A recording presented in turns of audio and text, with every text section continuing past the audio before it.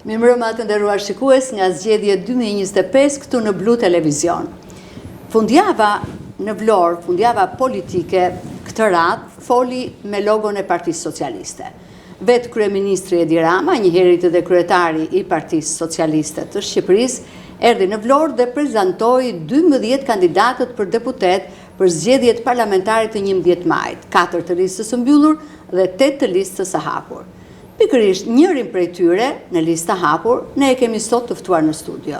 Unë kam kënaqësinë që të kem sot në studio zotin Klevis Kaso, i cili është kandidati i Partisë Socialiste të qarkut të Vlorës në listën e hapur. Mirëmbrëma dhe mirëseardhët. Mirëmbrëma Zysha, më pëlqen të flas Zysha se je një model i më si ndoni dhe gazetarisë në... Faleminderit, nuk lejohen reklamat.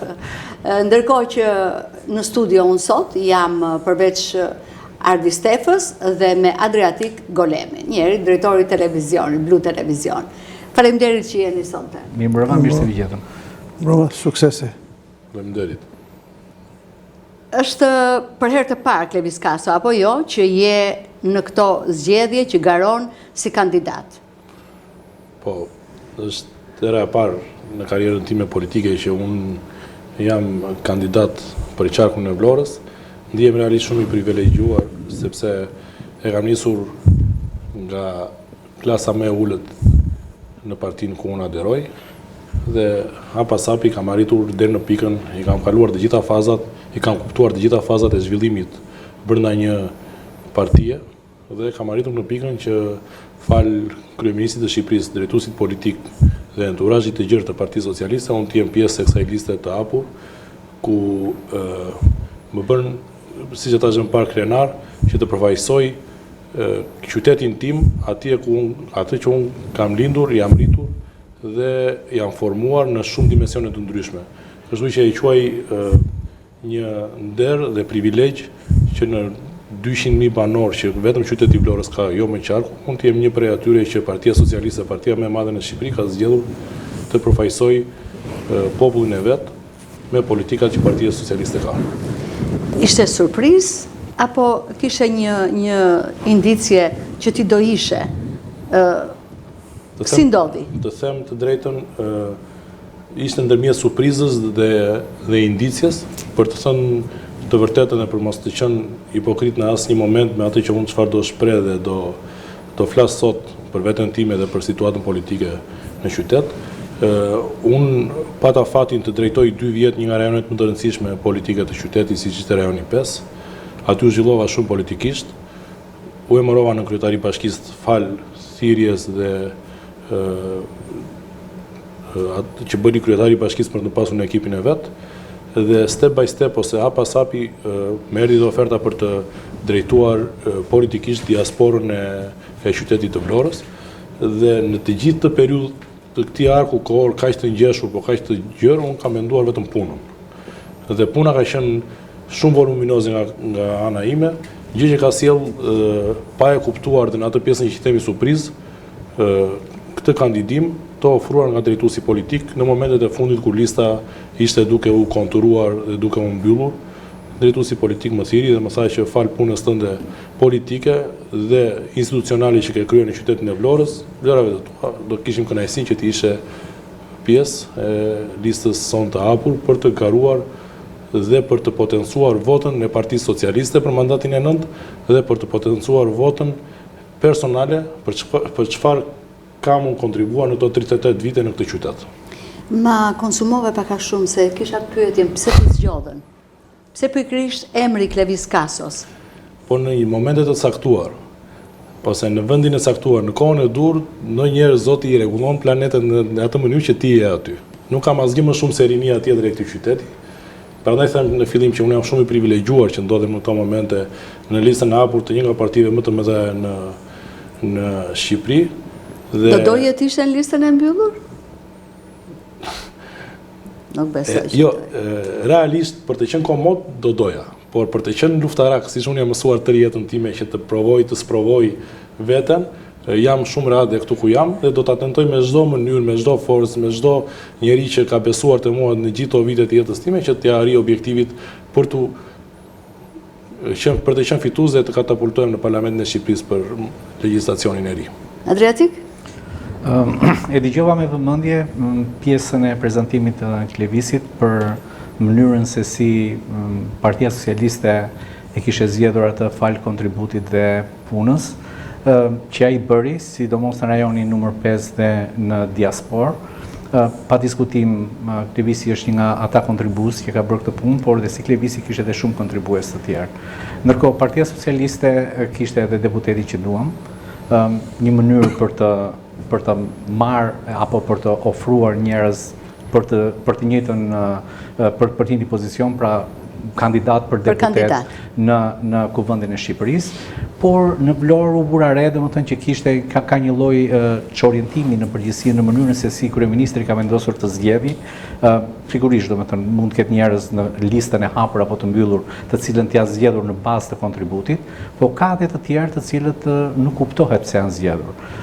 Për shembull, një nga kandidatet e listës së mbyllur që deri dje aderonte pranë Partisë Demokratike është kandidate për deputet e Partisë Socialiste në listën e mbyllur. Pra, zero kontribut në Partinë Socialiste, asnjë lloj përkundrazi, domethënë vjen nga një forcë kundërshtare dhe ndodhet në një listë të mbyllur. Pra, nuk më bën sens, domethënë kjo gjë që kontributi është një mënyrë vlerësimi, domethënë se si kryeministri zgjedh. Një kandidat tjetër i Vlorës, domethënë kryeministri e kishte zgjedhur sepse kishte bërë një telefonat, kështu ta mbas një telefonate të përmbytjes, ishte impresionuar nga domethënë telefonata dhe ishte zgjedhur. Ajo ishte indicia se pastaj u pa në profilin i gjerë i kandidates. Mënyra domethënë të ndryshme të zgjedhurit. Ardit Bido është një zgjedhje tjetër, domethënë që vinte edhe kjo zgjedhje surprizë, domethënë se nuk e priste, unë për shumë personalisht nuk e priste, domethënë që Ardit Bido mund të ishte në listën e PS-s, dhe ja dhe Ardit Bido është në listën e PS-s. Pastaj dhe pastaj po flasim për Blendi Çuçin dhe Piro Vëmu që janë në listën e mbyllur, por edhe domethënë Damian Gjiknuri dhe që është një person me kontributet të thella në parti, me kontributet të qëndësishme, vjen nga qendra e pushtetit. Duhet ishte në listën e mbyllur, thoni ju? Jo, megjithatë, është një person i cili vjen me një barr, me një ngarkesë negative dhe është përsëri në listën e hapur. Nuk do të them që ishte në listën e mbyllur. Ndërkohë dhe deputeti Sina, i cili është domethënë një deputet i fortë në Kuvendin e Shqipërisë, por edhe ai është në listën e hapur, mendoj që ai mund të ishte në listën e mbyllur. Pra, në sensin domethënë e mënyrës se si është rregulluar lista, unë nuk besoj që kontributi është vetmja vlerë e njerëzve të cilët janë pjesë në këtë listë. Maksimizimi votës me që ra fjala për Partinë Demokratike. Po të bëjmë një, ndjesë, po të bëjmë një analizë të thelluar. Kjo është një listë gjithë përfshirëse, që atë që është kryeministri ka shprehur gjatë gjithë kohës së vet, dhe të gjitha kandidatë që ju përmendët pa asnjë lloj kontributi, por nuk do të thosh ashtu, ata kanë kontribut të gjërë në shoqërinë e këtij qyteti ose këtij qarku, si punë zonjë Zamira Sina që është tashmë dekane e këtij qyteti, por duke qenë dekani e fakultetit ekonomik. Dekani e fakultetit ekonomik, patjetër që ka vlera shumë të theksuara për të qenë në një nga listat e partive. Patjetër që vjen nga një parti kundërshtare e Partisë Socialiste, por kjo nuk do të thotë që dera duhet të jetë mbyllur për njerëz që duan të kontribuojnë në Shqipërinë 2030 dhe në Shqipërinë europiane. Lista e hapur është shumë e fortë ashtu siç ju e shprehet, me njerëz që kanë kontribuar shumë kohë në Partinë Socialiste dhe në Parlamentin Shqiptar. Kështu që unë mendoj që kjo listë është lista më e mirë që ndonjëherë mund të ishte e përbërë për të arritur Partia Socialiste dhe kryeministri Edi Rama në mandate që duhen në qytetin tonë. Madje Ardi Stefa, kryeministri Rama, lideri socialist, ju tha kandidatëve, aty ishte edhe Klevis Kaso, që pas 11 majit, tolerancë zero do të kem për secilin kandidat që do të bëhet deputet, nëse nuk do të drejtoni vëmendjen si për socialistët, ashtu dhe për demokratët, për të shërbyer gjithë qytetit dhe qytetarëve. Shiko, po ta marrim në fushën semantike, është një deklarat politikisht shumë e drejtë dhe shumë korrekte, sepse kryeministri në fundit nuk është kryeministri i Partisë Socialiste, por duhet të jetë kryeministri i të gjithë shqiptarëve. Edhe deputetët ashtu duhet jenë, sepse nuk ka rëndësi se nga do zgjidhet Klevisi nga Partia Socialiste apo nga ndonjë parti tjetër, në fundit është qytetar vlonjat dhe si i tillë do të përfaqësoj Vlorën ose për një moment caktuar do të përfaqësoj një politik me të cilën është interpreti i asaj politike dhe nesër pas nesër mund të ndryshojë një bindje dhe mund të jetë i një politike tjetër më të përparuar, besoj ecim gjithmonë drejt progresit.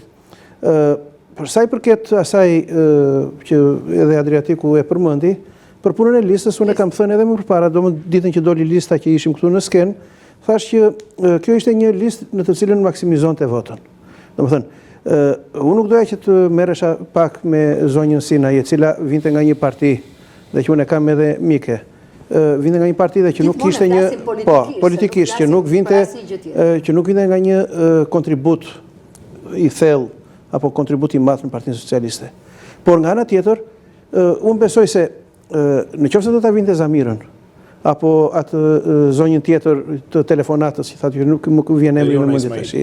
Po Erion, në qoftë se do të vinte në listën e hapur, ato Partitë Socialiste ndoshta nuk do t'i sillnin votat që do t'i sillnin njerëzit të cilët kanë qenë ditë për ditë në terren, që kanë kaq vjet që e njohin ADN-n e Partisë Socialiste, që njohin në disa raste edhe ADN-n e qytetit, sepse Klevisi nuk është nga ata persona që është fokusuar vetëm tek Partia Socialiste, te elektorati i saj. Nëse do fokusohet vetëm tek partia, atëherë që tash po ta them që je humbur.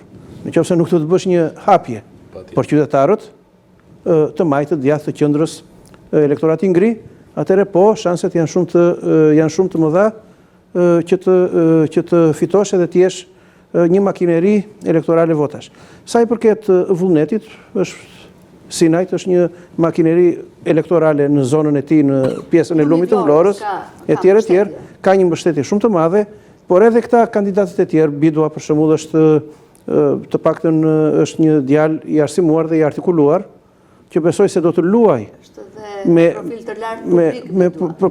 do të luaj dhe do të mbledhë dhe atë kartën do të luaj dhe me kartën e nacionalizmit. Kartën e shqiptarizmës, besoj që do të sjellë edhe vota. Pastaj flasim për zotin Gjiknuri, i cili është provuar në disa zgjedhje që ka ditur të marrë vota përtej akuzave që janë bërë apo dhe çështjeve të cilat mund të jenë ngritur. Unë besoj se lista e PS-s ishte një listë që do të maksimalizoj votën, besoj. Dhe me që jemi te Klevis Kaso dhe me të drejtë dhe Adriatiku pyeti dhe Stefa thot do kandidoj, jeni në rajonin 5, sa ju ka ndihmuar, sa ju ndihmon puna që ju keni bërë deri dje, si nën kryetar bashkie, për ta pasur këtë betejë, të themi, të vështirë, të fortë, që do ja dalësh? Mendoj që përveç kam pas fati në fakt që unë të punoj në Bashkinë e Vlorës si nënkryetari i bashkisë për sportin, për disa aktivitete që ishin shumë të larmishme via si ishte qyteti evropian i sportit. Dhe kjo më ka dhënë, duke qenë më para drejtori i klubit shumë sportës, kjo më ka dhënë një popularitet në qytet. Dhe të qenit nënkryetar bashkie, përveç popularitetit, nuk asnjë ditë të funksionit tim në atë bashki nuk kam përdorur me qëllimin për të arritur në parlament, por i fokusuar gjatë gjithë kohës për t'i shërbyer qytetit dhe qytetarëve të qytetit tonë. Dhe mendoj që kjo do më ndihmoj të paktën për të potencuar votat personale, duke korrur ato që unë kam mbjell si personazh, si njeri që ka investuar kohën, veten, për t'i shërbyer qytetit në shumë dimensione. Kur po bëja, mbasi mora propozimin për të qenë në lista hapur dhe u konkretizua, kam folur me një mikun tim që është jashtë, dhe ai ka qenë një njeri politik në qytetin tonë, dhe unë po i kërkoja mënyrën se si fushata ime do të ndërtoj në qytet, se si do ndërtoj në rajonin ku unë kam punuar politikisht dhe në të gjithë qarkun, dhe më tha, mbasi më dëgjoj, më tha, ti fushatën e ke bërë për të gjithë to 38 vite që ke jetë. Ti dhe familja jote.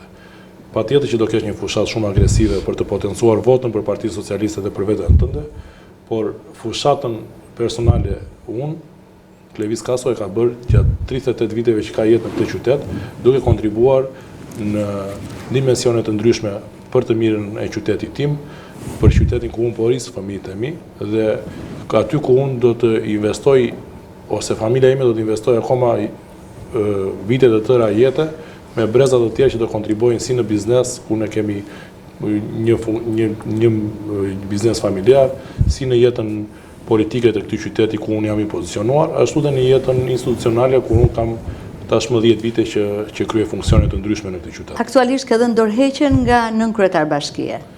E kam dhënë dorëheqjen e dashur. Edhe pse nuk ishte detyrim. Nuk ishte detyrim të jepje dorëheqje. Thjesht pezullohesh edhe. Unë e kam dhënë dorëheqjen për të i dhënë një mesazh shumë të qartë të gjithë njerëzve të këtij qyteti, që unë nuk e mbaj atë post në Bashkinë e Vlorës për të kërkuar vota personale ose për të maksimalizuar ose potencuar votën time personale në anë të postit që unë mbaja në Bashkinë e Vlorës.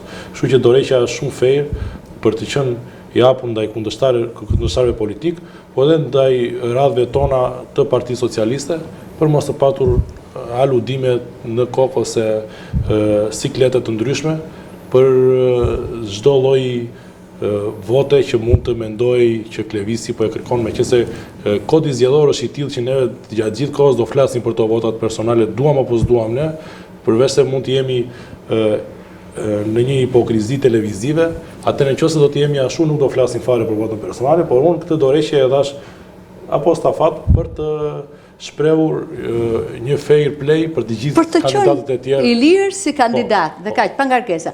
Adriatik, ti bëj dhe një pyetje unë dhe pastaj vazhdoni juve, se të pash që do të flasësh. Me që jemi këtu, ke dhënë dorëheqjen nga nënkryetar bashkie, thash edhe pse unë lexova pak ligjin edhe pash që nënkryetarët thjesht pezulloheshin. Gjithsesi, nëse ti nuk kthehesh më në atë bashki, më thuaj dy gjëra që i ke bërë shumë mirë dhe diçka që të ka mbetur pa bërë, dhe të ka mbetur një merak, që nuk e ke bërë dot, ose nuk e ke bërë mirë. Unë jam me shprehje që po nuk hëngre nuk bën thërime. Unë kam munduar që në atë bashki të jap maksimumin, të jem njeriu energjik i bashkisë dhe patjetër që kam bërë dhe gabime. Gabimet jo të targetit që siç mund të interpretohet, por që mund të kisha qenë një njëri më konciz për të arritur një objektiv më shpejt bashkia, për të qenë më afër qytetarëve në një moment kur unë nuk e kam menduar që duhej. Patjetër që nuk ka njeri pa defekte, unë kam bërë maksimumin dhe po ta kthej kokën mbrapa jam shumë i lumtur për atë që kam bërë për qytetin tim, për familjen tonë të madhe të qytetit tonë, për aq sa unë kam pasur funksionet për t'i ndjekur në atë bashki. Duhet ta falenderoj kryebashkiakun që më ka dhënë disa mundësi për t'i ndjekur në atë bashki, siç ka qenë në momentin qyteti Evropian i Sportit, por në momentin e drejtorisë së shërbimeve kur ishte kulmi i sezonit dhe ne duhet të kishim qytet shumë të pastër në prurje shumë të mëdha turistike dhe ajo ndërmarrje po vuante mungesën ose ishte kthyer nga një shërbim që e merrte privati dhe më mbas se kishim të gjithën ne në bashki për të menaxhuar pastrimin e këtij qyteti, po emergjenca civile gjithashtu. Kam qenë një nga njerëzit që kam drejtuar operacione anti-zjarr dhe situata të ndryshme në Bashkinë e Vlorës. Këto më kanë bërë një njeri më të formuar institucionalisht, por një njeri më afër komunitetit dhe një njeri që kam prekur çdo zonë të mundshme për të ardhur në ndihmë qytetarëve dhe për të kuptuar se si institucionet vendore duhet të jenë shumë afër qytetit. Kemi folur shpesh bashkë dhe ma ke përmendur atë që qyteti duhet të ketë më shumë kënde sportive. Ma ke thënë këtë që e do Vlora patjetër një zona të ketë kënde sportive për të rinjt. Pse nuk e thua këtu tani? Jo, realisht, po nuk bën, Frosa nuk bën gjërat me njerë. Unë kur kam bajt në 98 në Greqi isha 11 vjeç, bajtëm për një vizitë turistike në Selanik dhe kemi parë, unë kisha filluar të luaja basketbol në qytetin e Vlorës dhe kur kam shkuar atje kam parë që secila lagje kishte nga një teren, nga një fushë basketbolli. Dhe si Liza në botën e çuditërave, më duke i vetja atje, ja vitur që kemi 10 vjeçar, shikon që te dera e shtëpisë kishte një fushë basketbolli. Patjetër që kjo është një nga ato që një nga gjërat që qyteti nuk do ngopet kundër. Të ketë sa më shumë jetë sociale nëpërmjet dhe sportit në të gjithë dhe sa më shumë terrene. Kur kam qenë drejtori i klubit shumë sportësh flamurtari, kisha një ëndër dhe një dosje gjithmonë me vete, ishte bërja e palestrës së qytetit, restaurimi i asaj palestre që vuante për 33 vite dhe rënkonte në gjendje që ishte. Me marrjen e mandatit kryetari i bashkisë dhe unë në kryetari i bashkisë, potencuam, u fokusuam të ajo gjë dhe ja dolëm që të kishim një palestër të re. Po restaurojmë fushat në ujë të ftohtë, patjetër që nuk dalin, ka nevojë që çdo ditë të kemi mendjen për të ardhur më pranë të rinjve, që ata të largohen nga situatat jo të këndshme që adoleshenca e tyre mund t'ja u ofroj, por është dhe një gjë tjetër që Fondi Shqiptar i Zhvillimit në bashkëpunim me Bashkinë ka parashikuar këndin Dua të luaj që do jetë fusha e aviacionit. Aty ku më para ka pasur shumë fusha futbolli dhe shumë breza janë servitur, tani më do ketë fusha të dedikuara për të gjithë zonën që ka një numër shumë të madh banorësh atje, shumë e populluar dhe është shumë aksesueshme edhe me njerëzit që mund të vinë me makina, me kalamajt dhe me për të bërë një orar ndryshe gjatë ditës së tyre. Po. Klevis, si përfaqësuesi i Partisë Socialiste në këto zgjedhje, nuk e di, je i ndërgjegjshëm që 12 vjet kjo forcë politike ka qenë në pushtet dhe bashkë me arritjet dhe sukseset e të qenit në pushtet ka dhe njollat dhe mëkatet e gabimeve që ka bërë gjatë kësaj periudhe. Ndërkohë, në çdo fushat ka një premtim elektoral, ka një premtim të një të ardhme e cila do të jetë më e mirë se kjo e tashme. Mënyra se si ju do t'i përqaseni elektoratit, çfarë do t'i thoni më? Sepse në 12 vjet në pushtet, domethënë premtimet janë ezauruar, problematika duket sikur është aq e madhe dhe zhgënjimi aq i thellë në elektorat, po flas jo vetëm për popullatën në përgjithësi, por edhe për antarët e Partisë Socialiste, të cilët mund të jenë zhgënjur nga premtimet pambajtura, nga gjërat të cilat ata nuk i kanë pritur. A e ndjeni këtë vështirësi, e ndjeni këtë tension kur dilni në komunitet dhe flisni me njerëzit? Po të kthejmë kokën mbrapa, unë kam qenë, kam thënë dhe në disa raste të tjera, kam qenë një nga njerëzit që brenda atyre ku flitej vetëm për qeverinë e djathta asaj kohe në 2012, limitet 2013, si njerëzit ishin të fokusuar që ajo ishte partia e vetme që falte besim në popull. Kam qenë i prirur të besoj që qeveria e majtë që do të vinte në pushtet do të kishte një vizion ndryshe për qeverisjen e këtij vendi. Ashtu si thashim më para që po nuk ngre buk, nuk bën thërime. Kjo qeveri patjetër që mund të ketë pasur gabimet e saj, por duke bërë shumatore në makro të gjithë punëve që ka bërë, unë mendoj që vizioni i treguar për zhvillimin infrastrukturor të Shqipërisë, të paktën zhvillimin infrastrukturor të Shqipërisë, është në nivele shumë të larta. Në një ark të kaq të shkurtër kohë, nuk besoj se në një shtet tjetër në botë ka pasur një ndryshim kaq të madh infrastrukturor. Të kesh një numërmarrje 30 ca kilometra, të vej ekipi volejbollit kur unë isha drejtor në Rëshen dhe trajneri i ekipit kur unë e pyes, unë nuk e dija ku i binte Rësheni në art, të them të drejtën, duke pasur krenarinë e një vlonjati që duket sikur i ka të gjitha dhe më thotë që Rësheni ishte Venecia, se domethënë kishte urbanizuar kjo qeveri dhe Rëshenin. Një qendër që atje më para nuk mendoj që mund të urbanizoj. Unë mendoj që urbanizimi i Shqipërisë, fokusimi që Shqipëria të shkojë drejt Bashkimit Evropian, e bëm të qeveri ndryshe, vizionare, ndryshe nga çdo qeveri tjetër që mund të ketë qenë, ose çdo njeri tjetër që pretendon të vijë me një vizion të saktuar në krye të shtetit shqiptar.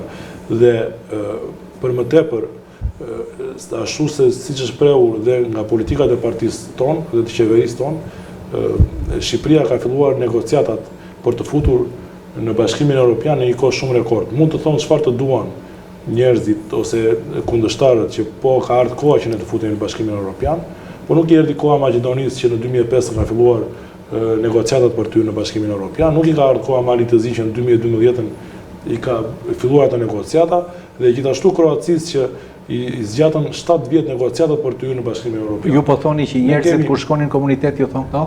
Këto që sapo thatë ju? Patjetër që ka halle dhe probleme sa të duash, mamaja ime kur ne kemi probleme me ujin në shtëpi më thot sikur vetëm unë të jem fajtori të gjithë gjës, më thot ore po na lat pa ujë o djalë, më thot. Patjetër që Shqipëria është akoma halle e madhe, por Shqipëria është duke ecur në rrugën e dur, në drejtimin e dur, që shumë shpejt ato që Bashkimi Evropian ja fal një vendi për shembull siç ishte Kroacia që i ka bërë mbasi ka hyrë në Bashkimin Evropian, i ka investuar miliona e miliona euro rrugë që kanë çarë malet kur më para të veje nga Spliti për në Zagreb do jetë 12 orë, tani do vetëm 4 orë. Subvencionet që Shqipëria do të ketë në 2028 e mbrapa nga Bashkimi Evropian do ta bëjnë këtë vend akoma më të banueshëm dhe më të kërkuar nga njerëzit për të qëndrojmë pak te rajoni 5. Ju jeni atje tek ajo zonë, jeni kandidat, do të bëni fushatën tuaj, si do ta organizoni, çfarë mendon? E ke studiuar zonën? Çfarë duhet të ketë prioritet? Si nën kryetari i bashkisë patjetër që jam marrë dhe me buxhetin që bashkia krijonte për vitin 2024 që e lanë vjetë 2025 që është si vjetë, dhe ai buxhet është shpërndarë në mënyrë të barabartë, po thuajse për secili rajon ose njësi. Me rajonet e tjera. Dhe një nga problemet më të mëdha që ka rajoni 5 është lagja Kushtrimi. Lagja Kushtrimi është një lagje e bërë ishta zimbës viteve 90, që tani po merr hapa sapi urbanizimin e saj. Cilat janë problematikat? Problematikat janë një rrugë e amortizuar dhe asnjëherë s'është vendor, dhe për herë të parë kjo bashki ka dedikuar një fond prej 60 milion lekë të reja, që një nga rrugët kryesore të asaj lagje tashmë të marrë zgjidhje me asfalt, me trotuar dhe me ndriçim. Kjo kontratë është lidhur dhe tashmë fillojnë punimet aty. Dhe problemi tjetër është ujë, që dhe po punohet nga KFV-ja, Banka e Zhvillimit Gjermane, për të investuar projekti që po bëhet në gjithë Vlorën, dhe ai durim që do na duhet këto 2 vjet për të përballuar problemet infrastrukturore që qyteti ka, nesër të na përkthehet me 24 orë ujë. Këto janë ato që kjo qeveri vendore dhe ky vizion po sjell pasapi zhvillime të mëdha për Shqipërinë. Mos ta harrojmë që zhvillimi infrastrukturor i qytetit të Vlorës sjell miliona turista në vit. Nuk e mendonim ne më para kur në Vlorë mund të vinin 10.000 turista vetëm në Grush që ishin emigrant, të shikonim këtu italian, suedez, polak. Nuk i ka ardhur koha, më besoni që nuk ishte koha ajo që e solli, ishte vizioni, ajo që solli turistët në Vlorë, ajo që solli turistët në të gjithë Shqipërinë. Unë kam shkuar në Theth në vitet 2009 dhe zbrisje militar për të vajtur në Theth. Në Theth është asfalti, vjen spanjolli që është mbushur me spanjollën për edhe caktore, dhe se po e lidh tani që mos të flasim vetëm për çfarë qeveria bëri për Vlorën, por ka bërë një zhvillim infrastrukturor në të gjithë Shqipërinë. Ka ardhur një pyetje. Shu.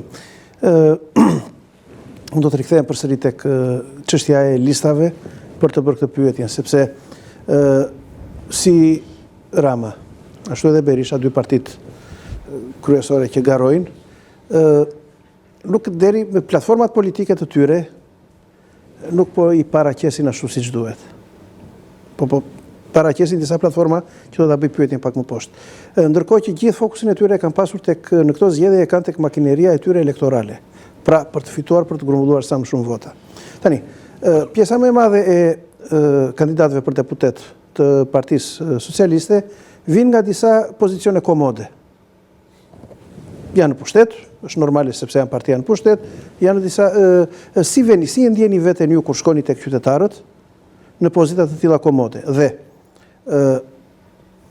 qytetarëve do të vazhdoni të thoni akoma që pasaporta 2030, më të interesuar se unë për të hyrë në Bashkimin Evropian, nuk besoj se kam një 20 vite pune andej jashtë shtetit, të cilat po të përkthehen më del një pension shumë i lartë këtu në Shqipërinë, nëse do të hyjmë në Bashkimin Evropian. Por është i vetmi ky argument në një kohë që ende s'po dëgjojmë nga kandidatët e Partisë Socialiste, ende s'po dëgjojmë për ulje.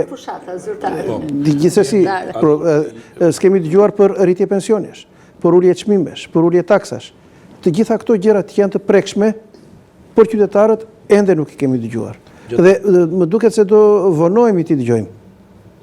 Unë mendoj që shumë shpejt, gjatë takimit që patëm me kryeministrin gjatë prezantimit tonë, një nga gjërat që na shpalosi dhe folëm ishte edhe platforma elektorale që neve do të shpalosim dhe do të dali shumë shpejt.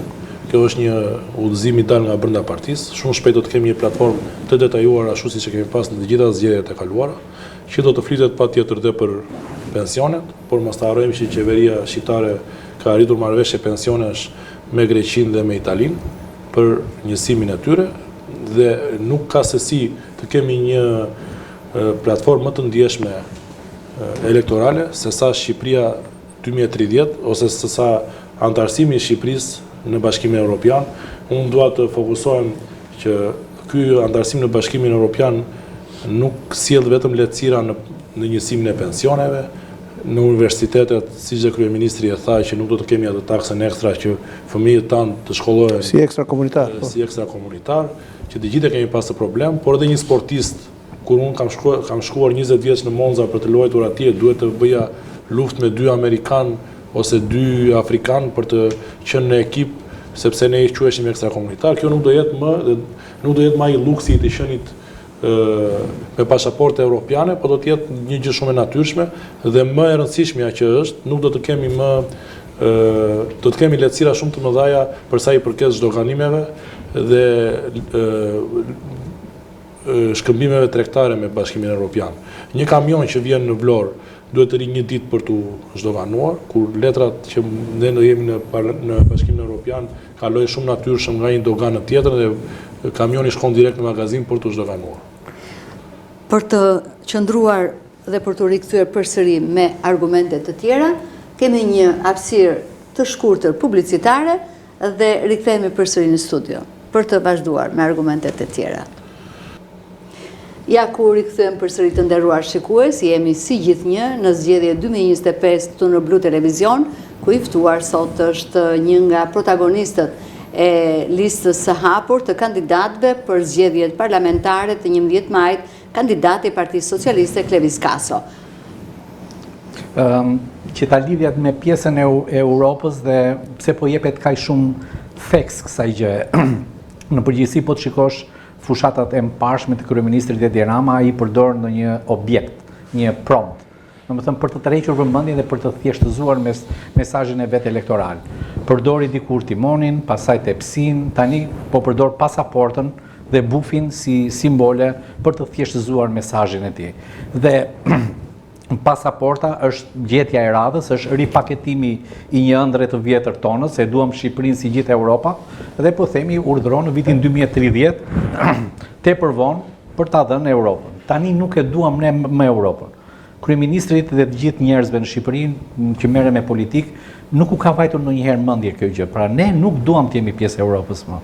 Europa po shkatërrohet mes veti, Europa është një konfuzion, Europa nuk është më një ëndër për shqiptarët. Thjesht do të jetë një pengesë dhe një barrë nëse ne do futemi. Por e lëm më njanë këtë, domethënë ky është një koment për atë sapo tham se nuk duhet i vendosim theks më shumë sa duhet kësaj. Ishte komenti yt se unë e dua Europën. Komenti im, dakor, po themi ti e do Europën, një pjesë e do Europën, ka dhe njerëz që nuk e duajnë Europën. Unë jam një nga ata që nuk e duaj Europën dhe nuk besoj domethënë se ky objekti më sugjestionon, pasaporta europiane më sugjestionon. Megjithatë, Klevis, ne shikojmë në këto vite eksperiencë që kemi në media që shumë deputet nga të themi qytetet nga rrethet mbasi zgjidhen në kuvendin e Shqipërisë janë pothuajse inekzistent, zhduken.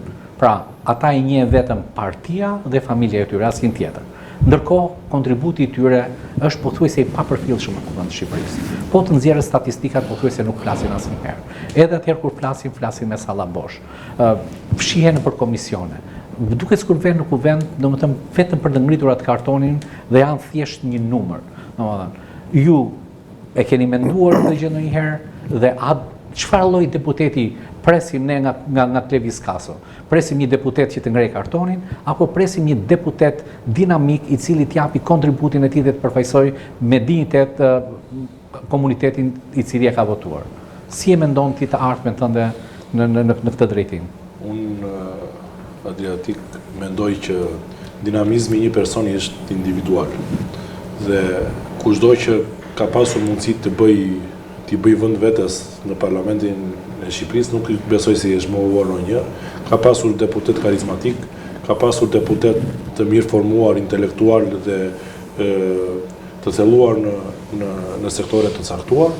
Ka pasur deputet patjetër ashtu siç juve thatë inekzistent, por kjo është një gjë individuale. Mua më pëlqen të jem aktiv gjatë gjithë jetës time. Kam qenë një njeri që nuk e konceptoj të jetë ndryshme përveç se një njeriu aktiv, luftarak në këtë qytet, dhe patjetër që të njëjtën gjë mendoj që do të shpreh në Parlamentin shqiptar. Nuk kam ndrojtje t'i drejtohem qytetarëve të mi, nuk kam ndrojtje të përballem kujdo për të drejtat e komunitetit që unë mund të përfaqësoj nesër në Parlamentin e Shqipërisë. Por unë jam dhe i parimit që me që se vi nga bota e sportit, ose edhe për ata që vi nga bota e ushtrisë, këto lloj ekipesh bën me resta. Grupet parlamentare mendoj që kanë restin e parë të ekipit në formacion të parë, që disa janë më të mirë, disa mund ta mbrojnë më mirë tezën të partisë që përfaqësojnë, disa të tjerë mund të bëjnë rolin shumë të mirë të terrenit dhe të komunitetit, disa të tjerë mund të bëjnë dhe rolin e rezervës, që patjetër dhe kjo duhet pranuar. Që do të thotë dinamizmi. Ti këtë do zgjedhësh? Unë do zgjedh gjithmonë formacionin. Kam qenë gjithë jetën time të jem në formacion. Po formacioni varet nga kapiteni. Po nëse kapiteni të çon në stol. Jo, kapiteni varet nga trajneri në fakt formacioni. Por trajneri mund të dënojë 1 muaj, 2 muaj, por kur e shikojnë që ti bën atë punën e vyer dhe punën ndonjëherë un kam pasur kam pas 2 trajnerë që më kanë lënë shenjë në jetën time, ka qenë Sami Reza dhe Petri Stefa. Samiu më përdorte në fushë për të mbrojtur shumë fort dhe për të qenë një nga njerëzit që isha aty për të bërë atë lojë në pistë, dhe Petriti më përdorte për të qenë organizatori i ekipit. Kështu që trajneri isha ai që zgjedh në pas të performancës së një lojtari, si dhe në Parlamentin e Shqipërisë, ai që do shpreh dinamizmin e dur, trajneri mund ta lërë 1 muaj, 2 muaj në stol, por muajin e tretë do i duhet se duhet të fitojë pse s'bën ndeshje. Kështu që kjo është pak individuale, t'ja lëm kohës. Unë do bëj maksimumin që të përfaqësoj qytetin tim në parlament, do bëj maksimumin që të fitoj dhe të jem një nga ata 9 deputetët që Partia Socialiste do marri në qarkun e Vlorës, dhe shpreh edhe kështu hapur, dhe patjetër të përfaqësoj denjësisht dhe pse jo në formacion dhe për të qenë një njeri dinamik, për të shprehur hallet e komunitetit dhe për të diversifikuar në mënyrë të natyrshme dhe të bukur atë parlament që duhet të ketë dhe djem të rinj dhe profesione të caktuara dhe zhvillime të caktuara të njerëzve të ndryshëm për të qenë i diversifikuar. Por në parlament nuk ka vetëm dinamizëm, se në parlament ti do bësh ligje. Ke ti qetësinë për të ulur, për të thelluar, për të lexuar, për të informuar, se kjo është puna e mërzitshme e një parlamentari, të themi puna vetëm me projekt ligjet, me mbledhjet e pafundme. Domethënë si je në këtë aspekt? Me zi pres të kem kohën të ulem, të thellohem dhe të angazhohem për të përmirësuar jetën e çdo qytetari të qarkut të Vlorës dhe të gjithë Shqipërisë. Në sa ka duket sikur përqen punën e grupit të Viskaso, nuk do të jetë kështu individualist, nga sa tha. Apo jo? Po, nëse nuk do na apo e ke egon që ti jesh ti. Jo, patjetër që nuk e kam atë ego, mua më pëlqen shumë puna e grupit në çdo fushë të jetës time që kam bërë.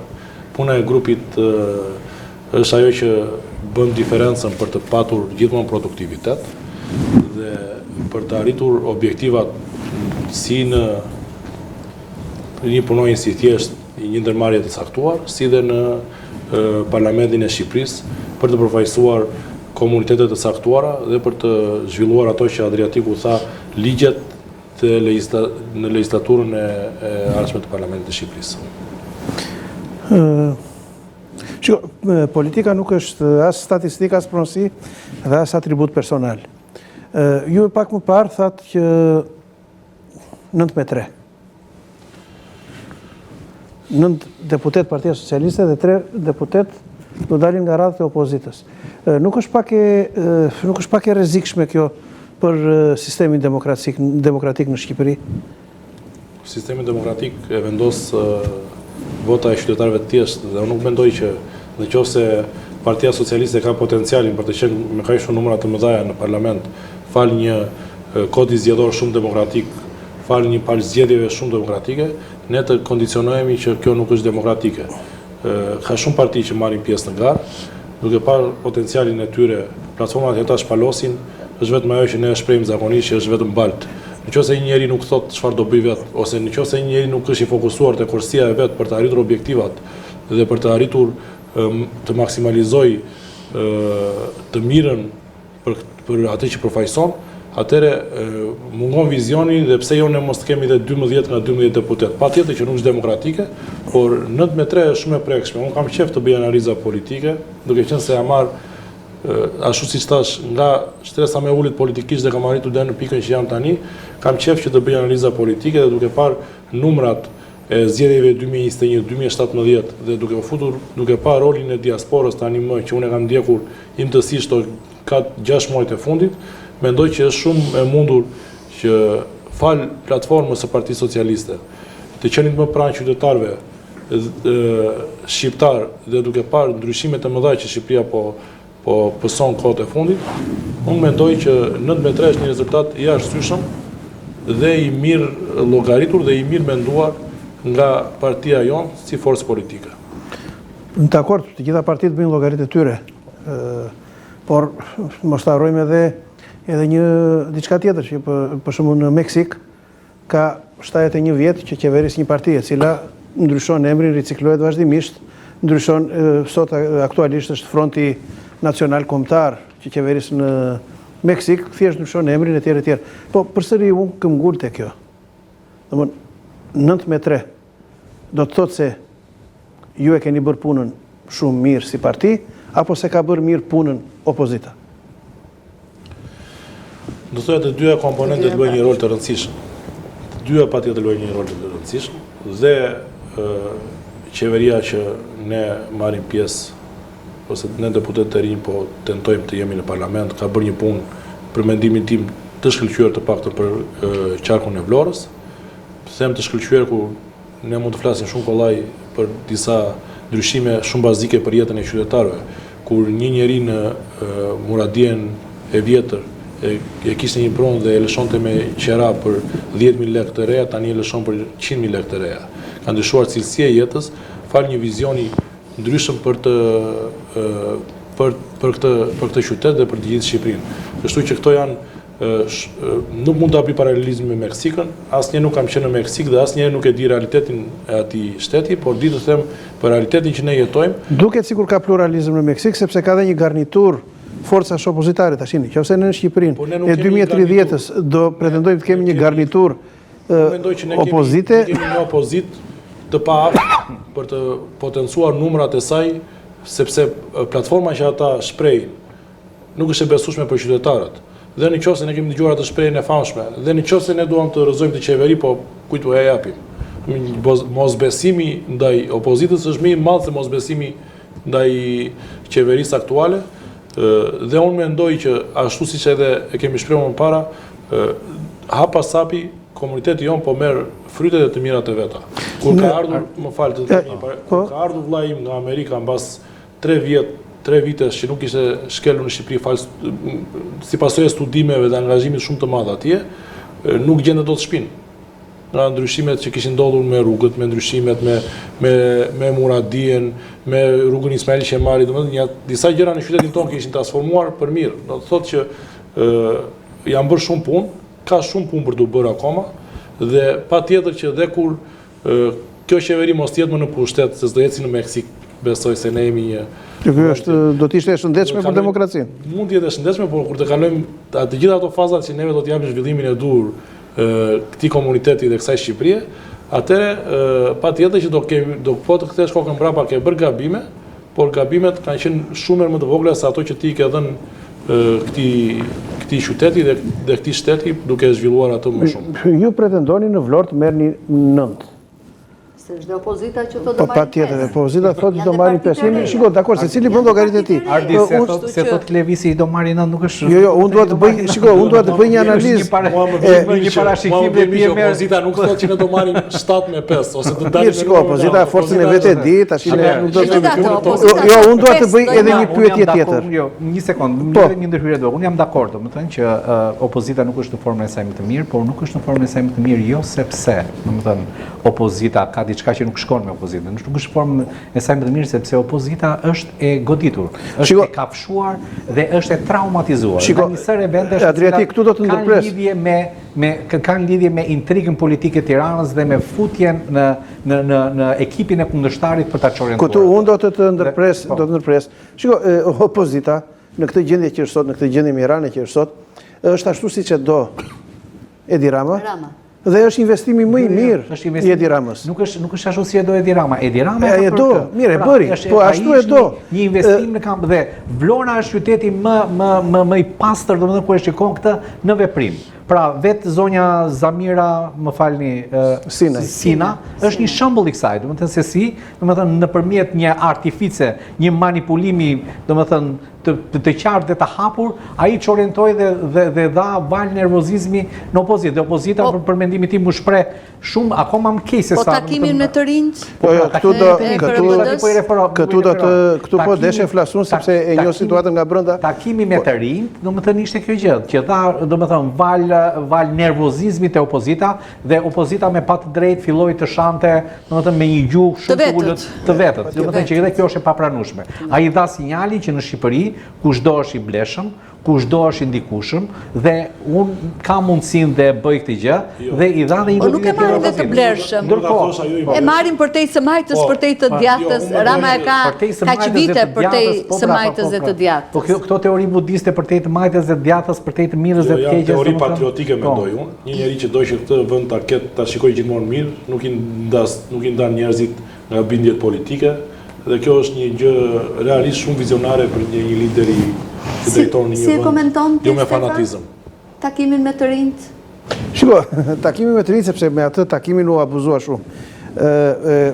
Unë do të thosha që përtej një shije të keqe, përtej një shije të hidhur, që mua më la, besoj se të njëjtën shije të hidhur ka lënë edhe tek socialistët. Pse? Sepse Klevisi tha që unë jam një njeri me kontribut në Partinë Socialiste. Kam kaq vjet që investoj tek Partia Socialiste. Si puna e Klevisit ka edhe 10 të tjerë që kanë investuar tek Partia Socialiste. Dhe tani të vish dhe në rreshtin e parë të katapultosh dikë aty ku janë kandidatët, të katapultosh dikë me pretendimin se është e rinisë demokratike, këtu më falni, por këtu çedon pak. Nuk mund të jetë peng, nuk mund të jetë peng i rinisë, po s'mund të jetë peng i rinisë demokratike, kur ata persona që ishin aty kryesorët, kanë vite që s'angazhohen me Partinë Demokratike, janë larguar në mënyrë... Kanë qenë, por nuk do të thotë kjo se janë akoma. Sepse janë larguar nga Partia Demokratike. Ja, shkojnë të PS-ja tani. Shiko, në një shtet normal, demokratik, unë e thash dhe në një emision tjetër, kur ishim përbarë me dy të ftuar të tjerë, në një shtet normal, transfertat, të përdorim gjuhën sportive, janë të pranueshme. Janë edhe të mirë kuptueshme, por të kapërcesh ylberin në një mënyrë të tillë, normalizimi i tradhtisë, domethënë ajo nuk është jo. Për mua mund të plasësh të tërin për tradhti. Thash që për mua ishte kam një mendim. Më la një shije të hidhur. E përparoj identitimin. Mua dhe shumë të tjerëve të flasim për tërin për tradhtar. Socialistët pse nuk e ndorokan mendimin? Aq më tepër Adriatik që ata nuk kanë qenë aktualisht sot antar të forumit rinor të Partisë Demokratike. Dhe ky ishte një abuzim i pastër, ishte një abuzim. Se kudo që vete Rama del njëri që ka ndëruar partinë. 3 ditë më vonë ku e di unë në Akërdia, nuk e di se ku ishte diku një fshat, doli njëri tha që unë për ty ka ndëruar partinë. Pra, gjithmonë çdo njeri që bie në kontakt me Rama ndëron parti. Pse mos ta përkthejmë që njerëzit ikin dhe sipas frymëzimit. Lideri tanishëm politik dhe kjo forcë politike frymëzon njerëz për t'i pasur më pranë vetes dhe opozita jo nuk frymëzon njerëz. Po ti lexonin këta njerëzit që ndrojnë partitë, kaq thellë frymëzimet, po thosha Klevis që ne kemi arritur Gjermaninë dhe Francën, po. Të bëj një analizë që unë e bizakonisht me veten, unë mendoj që lideri i opozitës elektrizon turmat, lideri i opozitës frymëzon turmat. dhe njerëzit e kanë më kollaj mos të elektrizohen më, se u kushton shumë në të ardhmen e tyre, por të frymëzohen dhe të ecin me modelet që ata frymëzojnë. Me këtë logjik, unë që kam shkruar aq shumë kundër kryeministrit aktual, duhet isha bërë kryetar parlamenti sipas kësaj logjike. Po ti si je frymëzuar? Nuk je frymëzuar, pa je frymëzuar nga... Jo, as nga ajo tjetra nuk jam i elektrizuar, jam krejtësisht i... Ne presim që të frymëzohesh, por... Nuk frymëzohem. Në sensin e, okej, domethënë, të gjitha këto linjat kryesore, domethënë, apo dihen tashmë, por të vim te konkretja tek Vlora.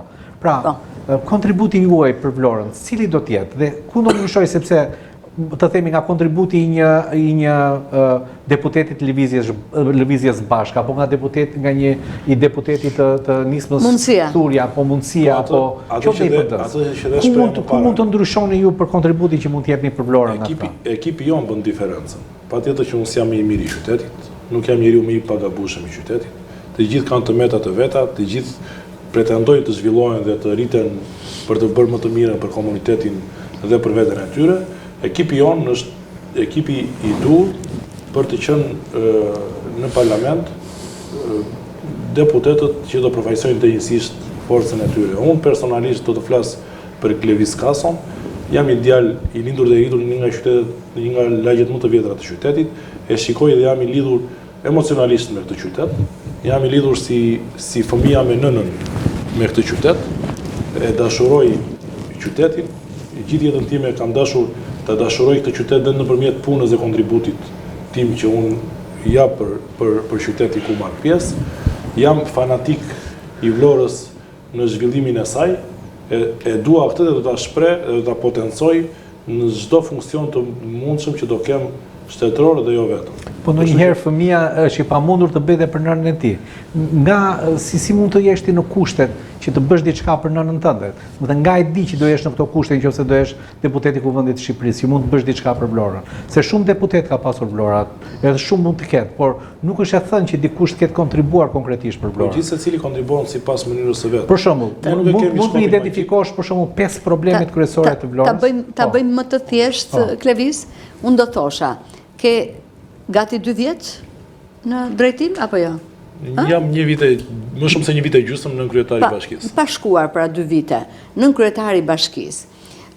Nëse ti për shembull evidenton një problematik ose një shqetësim i ardhur nga 10 qytetar, nga 2 qytetar, i ke dalë mban, ke mundur që ta dëgjosh qytetarin dhe ta përcjellësh problemin dhe ta çosh drejt zgjidhjes, për shembull, se nëse unë e shoh, e kam këtë eksperiencë nga ju, atëherë do mendoj që po, nesër Klevisi do bëhet një deputet që do të mendoj vërtet për Vlorën. Ke një përvojë të tillë për shembull, do ta kishe më të thjeshtë. Patjetër, qytetarët do ta tregojnë këtë me votë. Unë jam munduar që në çdo përballje që kam pas me të gjithë qytetarët e Vlorës, unë kam të përditshme përballje me qytetarët e Vlorës. Telefoni im është 24 orë në 24 i hapur, është një numër viral për të gjithë qytetin, por edhe ecja ime në këmbë në këtë qytet dhe duke i prekur të gjitha mangësit ose problematikat që qyteti ka, jam munduar në maksimumin tim që të adresoj çdo moment, çdo problem që ka ky qytet. Duke thënë dhe haptazi që unë vretjen e parë marr nga familja ime. Familjarët e mi janë ata që më thonë një problem dhe unë duhet ta adresoj atë, por pastaj duke kaluar te rrethi miqve, duke kaluar edhe te qytetari më i thjesht i mundur, kur unë eci në rrugët e qytetit për të bërë një shëtitje, për të kaluar një rrugë, për të parë një gjë, adresojmë çdo problematikë infrastrukturore, por jo dhe vetëm, edhe problematika individuale që njerëzit mund të lindin dhe mund të kenë shqetësime dhe të komunitetit ku ata marrin pjesë, por edhe nga problemet më banale të një familje që mund të ketë të ndryshme probleme. Për shembull, në qytet kemi shumë probleme, problemi i përmbytjeve që një herë në 4 vjet, apo një herë në 10 vjet, apo dhe të përsëritura në vite, është një problem. Dhe them që kryetari i bashkisë, ju vetë, unë ju kam parë, keni qenë në krye të punëve, por nuk mjafton vetëm kjo. Ne përsëri jemi në situata të tilla. Ndoshta kjo do të jetë një përgjegjësi më shumë. Patjetër, ne kemi marrë angazhim gjatë gjithë kohës për të mbrojtur qytetarët dhe qytetin tonë. Jo gjithmonë kemi qenë perfekt por ashtu siç e thash, nuk ka munguar angazhimi as i kryetarit të bashkisë në asnjë moment të vetëm, po të shikosh ne kemi një grup shumë të madh operacional për t'i ardhur qytetit në ndihmë, dhe ai është zgjuar dhe në 3 të natës. Jo për t'i bërë shefin, por ndonjëherë në Azgjumi aty shikojmë mesazhe që janë shkruar në 3 të natës për një problematikë që duhet adresuar. Problemi i përmbytjeve ishte një problem që nuk është se ka ardhur fal nga mos angazhimi i qeverisë vendore të tanishme, është një problem i akumuluar për 33 vite, duke menduar ndërtimet abuzive. Po do të kërkojë një ndihmë të qeverisë. Është duke u bërë një projekt shumë i madh për kanalin e ujrave të larta, pa ndryshim që dhe infrastruktura e qytetit të Vlorës ka ndryshuar duke krijuar me rrugë dhe me bypass tjetër ku ujrat e larta kanë një orientim ndryshe tani, më jo nga ajo që është parashikuar në vitet 60 kur janë bërë to kanale.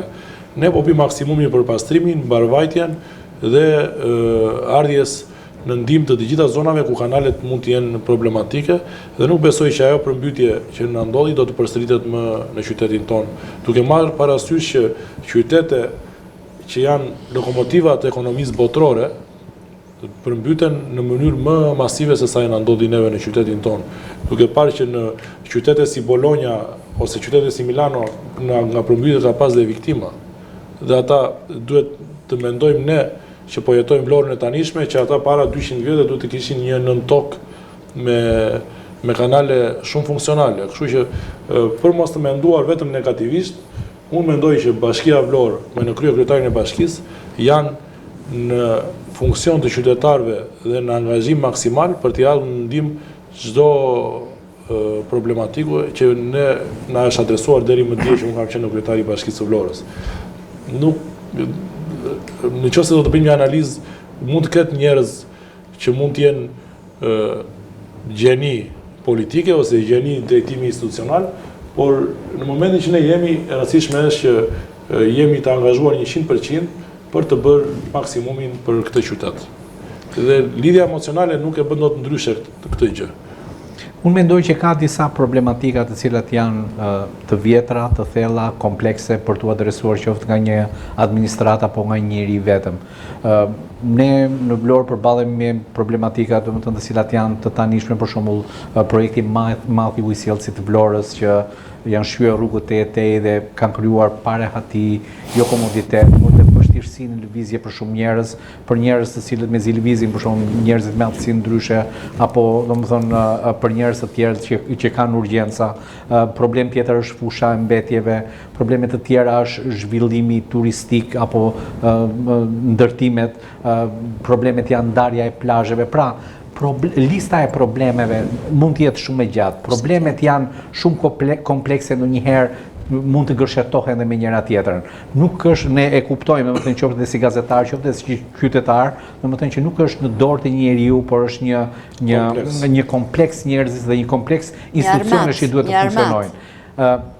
Ju dhe vite pyetja, a jeni njeriu i cili e ka energjinë dhe vullnetin që të përpiqet për të mirë, pra nuk po themi që ju të jeni zgjidhja kësaj problematike, po keni energji mjaftueshëm që të drejtoni grupe qytetarë apo problematika drejt zgjidhjes, duke u bërë njeriu ndërmjetës ndërmjet institucioneve, duke u bërë njeriu që troket në përdyer, se shpesh herë domethënë ti mund ta shikosh një problem nuk di nga ta kapësh. Por duke trokitur në derën e dur, duke takuar njeriu e dur, e ndjen veten që ke energji për ta bërë këtë rol? O rolin e ndërmjet institucioneve qytetarëve dhe problemit? Se deputeti theme ne ore, po kanë 100 probleme për të zgjidhur. Atë mendoj që kam armën time më të fortë. Energjinë për të adresuar çdo problematikë të mundshme të këtij qyteti, që parë kur më thatë për problemin e ujësjellësit, që më bëjnë rrugën, më kujtua një miku im, kur isha pak më i ri, dhe unë i shpreha pasionin tim me këmbë dhe me duar për problematikat të ndryshme që qytetin e karakterizonte, dhe ai më dëgjoi dhe në një moment më thot një burr i mençur, më thot në qoftë se një miku jot vonohet në një nga kafet që ti po e pret për 30 minuta, çfarë do bësh ti? Edhe unë u ktheva direkt me ato përgjigje në një të riu, do mërzitem, do i përtas ose do kisha ikur fare, i thash. Tha, po ti i thash, unë se e kuptova që thash janë 3 përgjigje të një të riu të pa menduara siç duhet. Më tha, unë do shijoja momentin e atij 30 minuti për atë kohë që do kaloja me atë mikun tim, thatë. Dhe kjo më bëri tani të mendoj që ne duhet ta shijojmë dhe këtë problema infrastrukturor që qyteti po kalon, duke menduar që uji në qytet për qytetarët e Vlorës do jetë 24 orë dhe pa problematikat që në 33 vjet ky qytet i ka. Dhe në të njëjtën gjë, unë me energjinë time që më karakterizon dhe gjithë shoqëria ime, të gjithë kolegët e mi, të gjithë ata që më kanë njohur në punë shteti ose në institucione shtetërore dhe jo vetëm, e dinë që ajo që më karakterizon është energjia për t'i dhënë adresim problemeve, punëve dhe çdo gjëje që ky komunitet mund të ketë nevojë për ndihmën realisht një deputetit që të jetë deputeti i tyre. Po ndryri. Interesi publik nga njëra anë dhe komoditeti personal nga ana tjetër. Në Vlorë, balanca midis këtyre si është? Po nuk mund të flas për Vlorën, unë flas për Klepi Skason. Për mua interesi publik është nuk dua të dukem hipokrit për asnjë qytetar, për asnjë pushtetar që do ta dëgjoj këtë përgjigje. Është në shërbim të qytetit, ai ka detyrën të tillë. Po patjetër, më pëlqen të jem për interesin publik, është një nga gjërat dhe pasionet më të mëdha që mund të kem si njeri. Unë jam shumë i dashuruar me punën, puna është ajo që bën njeriu. Ja, e kam shprehje, e kam postulat personal këtë dhe nëse puna është ajo që bën njeriu, patjetër që interesi publik është ai i pari që prevalon dhe nuk ka kënaqësi ose satisfaksion më të madh kur ti del nga shtëpia dhe një njeri të uron për një të mirë publike që ka ndodhur në qytet. Unë nuk e di, domethënë ju vërtet po flisin për veten, domethënë po përshtypja e përgjithshme e qytetarëve është domethënë që punonjësit e shtetit janë apatik. Domethënë vjen në punë për thirr kafen, vjen në zyrë pin kafen, vajti ora domethënë dhe e kanë mendjen te gjitha gjërat përveç se te puna. Pra shteti është si një ju vini dhe nga biznesi privat dhe e dini domethënë sa mund duhet për një biznesi për të mbajtur një biznes privat, por përshtypja e përgjithshme kur vete një zyrë shteti është domethënë ti hipnotizohesh, ata të vënë në gjumë, është tjetër kohë. Koha në shtet nuk lëviz. Njerëzit janë domethënë shikojnë ka ndryshuar ky mentalitet, besoj se duke qenë se po ndryshon dhe mentaliteti i brezave, mundësia e të punuarit në shtet, patjetër që ka pasur një fash kohore dhe një fash moshe që e ka përjetuar kështu siç ju Adriatik e thoni, por unë mendoj që ky brez i ri nuk po ndalet më. Unë e kam parë të në shumë grupe pune që kam bërë në Bashkinë e Vlorës dhe mund të thrasësh këdo të dielën për të arritur një objektiv që bashkia e ka shumë shpejt për të arritur. Unë e kam vënë te qyteti evropian i sportit ku Bashkia e Vlorës bëri 54 aktivitete dhe këto 54 aktivitete u mbështetën shumë fuqishëm nga administrata e Bashkisë Vlorë dhe nga institucioni i klubit Shumë Sport të Flamurtari, njerëz me energji që nuk kishin limit kohe. Unë për shembull si një nga drejtuesit e atij institucioni nuk mendoj që ndonjëherë kam respektuar 8 orarshin. Kam qenë në dëm të familjes time dhe kam qenë gjithmonë over 8 orë dhe nuk e konceptoj dot se si ky qytet mund të zhvillohet duke bërë vetëm 8 orë punë. Patjetër që ka zyra të caktuara që nuk kanë çfarë të bëjnë më shumë se sa 8 orë në shërbim të qytetarëve. Patjetër që nuk ka pyll pa dera, dhe themi të vërtetën, është shpreha më klasike që populli tregon, por unë mendoj që mundësia e këtij brezi, mentaliteti i të punuarit në shtet tani më nuk është më reatia, por kontributi që njerëzit duan t'i japin për vendin e tyre. Si e ke menduar fushatën? Je në rajonin 5, i ke njohje sa banor ka zona? Zona ka 23.737 banor të regjistruar. Edhe një 23.737. Jam një nga njerëzit që analizat e thelluara zgjedhore më pëlqejnë shumë.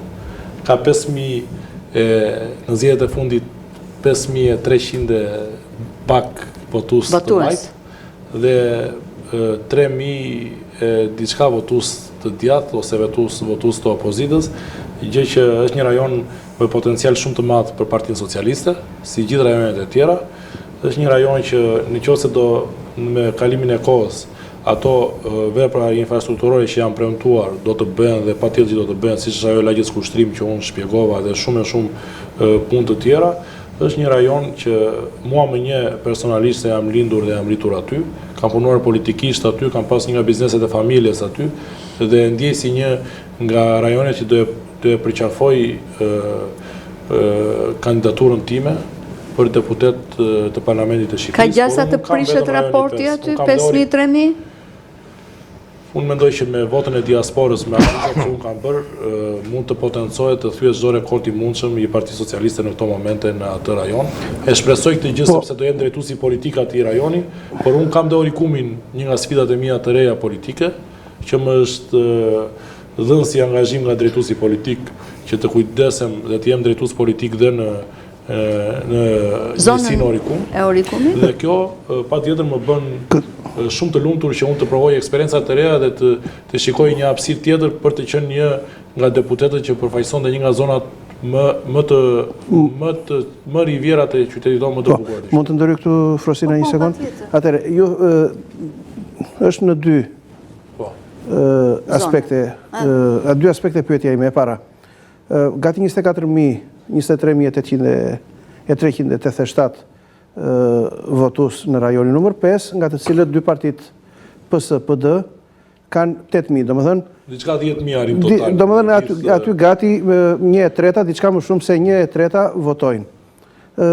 Pjesa tjetër nuk janë votues. Si do të bëni, çfarë politikash do të ndiqni, çfarë mënyre do të ndiqni për të thithur këtë pjesë të elektoratit e cila nuk voton, sepse domethënë 2/3 një pjesë e këtij elektorati, unë kam bërë dhe realisht të mirë aty dhe studim shumë të mirë të atij rajoni, së bashku me ekipin tim dhe të gjithë kontributorët e Partisë Socialiste në atë rajon, do të bëjmë një agjend të mirë menduar që çdo shtëpi të jemi pranë për të parë dhe orientimin e tyre sa dhe si duhet të votojnë. Patronazhim?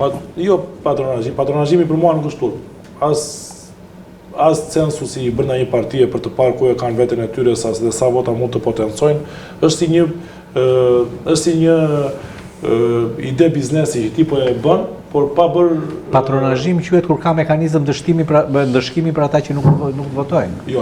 Në sensin që ti po drejton... Patronazhimi qytetar është një tjetër gjë. Mund të ketë, ne kemi kryetar organizatash vullnetar, që nuk kanë asnjë interes për të qenë në punë shteti diku dhe patronazhimin e bëjmë me shumë qef, ose kemi kryetar organizatash pensionist, që patronazhimin e një lagje të caktuar e bëjnë me shumë dëshirë dhe me shumë pasion për të mbështetur idenë politike. Po themi se bëjmë qef ata. Problemi që ndron që në thelb është një vëzhgim i një situate të caktuar, një vëzhgim për një interes të caktuar dhe një drejtim. Pra ka diçka e cila nuk shkon te patronazhimi, nuk mund të... Nuk besoj se Partia Demokratike ose kushdo parti tjetër opozitare, ose kushdo parti tjetër në botë nuk e bën një patronazhim për të ditur potencialin e vet në zonën ku ata operojnë. Në qoftë se nuk do ishte kjo, ne futeshim në zgjedhje të verbër dhe ne futeshim në zgjedhje për të gënjur veten. I bie mos ketë fushat elektorale, mos të ketë propagandim për të arritur në maksimum objektivat personale. Kështu që në një pjesë të kthejmë të pyetja që Ardi bëri, një pjesë e atij rajoni nga ata 23.000 banorë të regjistruar janë emigrant, që shpresoj të jenë regjistruar një numër shumë të madh nga këta emigrant. Një pjesë janë migrant që quhen brenda Shqipërisë, jetojnë në Tiranë, punojnë, disa janë student, dhe një pjesë e mosarritjes në maksimum të këtyre përqindjeve për të rritur përqindjen e votuesave, janë dhe distancë që janë në zona të ndryshme të qytetit të Vlorës ose janë dhe pasaj pjesa indiferente që quhet dhe pjesa gri. Ne duhet që këtë numër dhe këtë fash ta rrisim dhe ta maksimalizojmë sa më shumë që të jetë e mundur. Të vite pjesa e dytë e pyetjes. Thatë ju e kanë ngarkuar dhe Orikumin. Po. Si do ta merrni votën në zonën e Orikumit, Dukatit, Tragjasit, në një kohë që ata për çështjen e ujit janë ngritur dhe opozita po e shfrytëzon në maksimum këtë problematik të tyre? T'ju them të drejtën, nuk jam shumë informuar për këtë gjë, por një përgjigje e ndjej detyrim ta jap. Unë mendoj që prioritetin e ujit të një zone duhet ta ketë patjetër aty ku banorët jetojnë dhe punojnë, por nuk do të thotë në gjë nëse interesi kombëtar prevalon mbi këto gjëra. Nuk është green costi, siç dhe njerëzit po e lakojnë, ose zonat e tjera që prevalojnë për interes kombëtar, por unë mendoj që nëse analizat të caktuara nga ekspertë të caktuar të fushës së ujësisë së kanalizimeve kanë bërë detyrën dhe punën e dur për të pasur aty një ujësjellës ose një projekt avanguard me vizion shumë të mirë, si është i puna e naftës së Ballshit, meqense nafta po del vetëm në Ballsh dhe në Fier, i bie që Jo, ajo është pasuri kombëtare, pa diskutim edhe uji është pasuri kombëtare. Uji është pasuri kombëtare. Domethënë, ai do t'ju kuptojnë juve të gjë në një banorët atje me këtë gjuhë? Jo, do ta pranojnë? Do ulemi me ata dhe të flasim ashtu siç ata e ndjejnë dhe ne duhet jemi në krah të tyre. Unë të paktën e ndjej shumë atë zonë, jo vetëm atë zonë, po çdo zonë të këtij qyteti që ne dashurojmë nga ajo që ky qytet na ofron, por patjetër që duhet jemi shumë të arsyeshëm nga të dyja palët për të arritur në një konkluzion shumë të mirë për banorët e asaj zone që investojnë dhe jetojnë në atë zonë dhe për ata që kanë interesa që ky ujë të jetë i menaxhueshëm për turizmin e qytetit të Vlorës, po jo vetëm për turizmin, po edhe për fshatrat të tjerë turistik, por edhe për komunitetet të tjera që siç është Orikumi, siç është fshati i Radhimës. Kjo nuk është një projekt vetëm për persona të saktuar, është një projekt i detajuar për të maksimalizuar ujin ose potencuar ujin në për të gjithë Bregdetin. Qëndrojmë pak te diaspora, sepse Klevis Kaso ka qenë edhe drejtuesi përgjegjësi për këtë komunikim, koordinator, po. Si është Vlora në këtë marrëdhënie me diasporën? Nuk flas për takimet që ju keni bërë jashtë shtetit, po thjesht në të gjitha ato, në numra, në kërkesa, në thirrje, në regjistrime, sa nuk u regjistruan dot, sa u refuzuan. Pra si e kemi Vlorën krahasuar me qytetet e tjera? Ne në renditje jemi diçka në krahasim me numrin e deputetëve që Vlora prodhon, jemi shumë mirë në numra. Që do të thotë Elbasani është para neve në regjistrime, por mos harrojmë që ka 14 deputet. Durrësi është para nesh në regjistrime, por ka 15-16 deputet. Kështu që Fieri ka 16 deputet dhe patjetër do ishte përpara nesh në regjistrime. Ne, për mos të demoralizuar forcat e tjera politike, ne kemi bërë dhe ndërkohë që kemi bërë dhe regjistrimet që dim kush na është regjistruar nga puna e brendshme e Partisë Socialiste, dim dhe një lloj censusi të brendshëm që diaspora është shumë e prirur ndaj dhe shumë afër kësaj force politike ku unë përfaqësoj, duke besuar te kjo forcë dhe për atë që kjo forcë po bën për qytetin e Vlorës dhe kjo është shprehur haptazi dhe nga takimet tona elektorale që kemi bërë jashtë. Po kështu tha dhe Atyr Doxha, ish kryetari i Partisë Demokratike të Vlorës, kandidat në listën e Partisë Demokratike të Vlorës, dhe Atyr tha që diaspora na ka pritur shumë mirë dhe do votoj për ne. Unë kam ndjerë live atë gjë, kam qenë pothuajse çdo fundjavë të këtyre muajve që kanë kaluar, pjesë e regjistrimeve që bëheshin në jashtë Shqipërie dhe kurse Atirti nuk besoj se ka pas të funksion të ishte atje të ndiqte live të gjë. Kjo është një politikë e brendshme e partisë të tyre se kishin nga dhe një postulat që kur voto ka diaspora, voto ka gjithmonë opozitën. Ne do ta thyejmë dhe këtë amencim që opozita ka dhe patjetër që diaspora jonë do votoj Partinë Socialiste. Pra do kemi pjesëmarrje të diasporës në këtë proces votimi. 19.900 pak në gjithë qarkun e Vlorës, është numri i regjistrimeve. Rreth 20.000. Rreth 20.000, duke menduar që 3 mandate. Duke menduar që kjo do ketë një firo të caktuar 20% ose deri në 30%, se gjithmonë ka një firo në bazë të angazhimeve të atyre që andej punojnë kur zarfi u shkon në shtëpi dhe kështu gjëra vullneti i tyre për ta çuar zarfin përsëri në post. Kështu që duke patur dhe firo 20%, nëse votojnë 16.000 ose 15.000 emigrant, atëherë do të luhet patjetër mandati i 9 për mos thënë më shumë në qytetin e Vlorës. T'ju bëj një ndërprerje këtu. Do i kthehem prapë asaj çështje që mua më gryen. Ju thoni 9. Me këtë projekcion i vete që të merrni 90 deputet në Shqipëri. Tani, e supozojmë se si morët 90 deputet. Morët 70. Duhet dhe një për të bërë qeveria. Me cili do t'i bëni? Do shkoni ta kërkoni. Aleancën. Nuk mund ta them këtë përgjigje. Të tardi. Unë shpresoj të jem deputeti i 84 në Parlamentin e Shqipërisë, të potencoj maksimalisht që këtë vend ta çojmë përpara me ligje dhe me projekt ligje që do i vinë ndihmë të gjithë komunitetit të gjerë të Vlorës, po edhe të gjithë Shqipërisë. Do të thënë ndonjë aleancë pas zgjedhore në veshin tuaj s'ka ardhur. Nëse do flisja për të, do isha megalomani më i madh. Jo, studiove televizive. Mos ta ngarkojmë me politikën e madhe. Jo, unë edhe një pyetje doja të bëja sepse Shiko, faktikisht kjo ishte një pyetje që kam dashur t'ua bëj gjithmonë si pozitës ashtu edhe opozitës. Sepse bindja e tyre që do fitojmë dhe do të jemi vetëm për mua unë gjithmonë besoj tek qeveritë e bashkëpunimit të koalicioneve. Absolutisht. Është demokracia. Është demokracia. Unë nuk do shkoja te politika e madhe. Adriatik kishe gjë? Se doja ta pyesja për partitë e reja. Atë që bura re domethënë tek ligjërimi i Klevisit ishte që ai po përmendte shifra, numra, matematik, janë kaq njerëz, këta do vën këtu, këta do vën atje, pra diçka për diasporën. Po, për diasporën dhe për edhe për qytetin ishte domosdoshmë një analizë saktë e detajuar. Jo, për zonën tregoi që e njeh zonën. Patjetër, nuk kemi këtu se nuk e njeh zonën, e njeh shumë mirë zonën dhe shifrat tregojnë që e njeh akoma mirë zonën, e njeh në detaj, ka bërë dhe sondazhe paraprake, po nuk po flisja, po flisja për matematikën dhe për politikën. Tani, politika është edhe matematik, por jo vetëm matematik.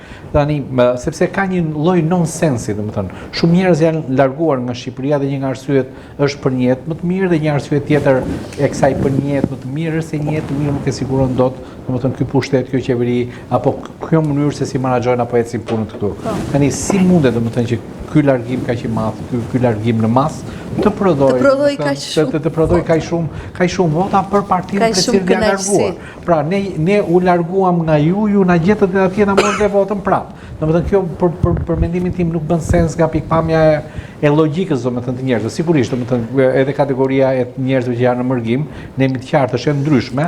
Ka njerëz që kanë ikur herët, për shembull para viteve 90 dhe ata shikojnë Shqipërinë e propaganduar në Facebook, në rrjetet sociale, vinë një 10 apo 15 ditë për vizitë dhe sigurisht ndryshimi ndërmjet 90-s dhe sot është domethënë një ndryshim kolosal.